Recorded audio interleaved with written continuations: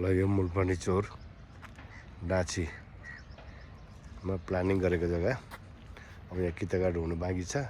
एकदम राम्रो आकर्षक छ। बाटो बिचफिटै यहाँनिर ढल बत्ती पिच खानेपानी ओपन स्पेस सबै लगाएर सबै जग्गा छ।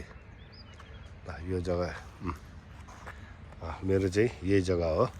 3.5 आना 3.5 आना ओ त्यहाँनिरबाट यहाँनिरबाट यहाँ त्यहाँसम्म छ 7 आना जग्गा हो यो।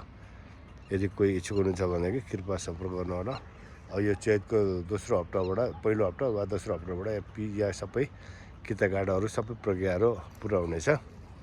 यदि कोही इच्छुक हुनुहुन्छ भने कृपया सम्पर्क गर्नु होला।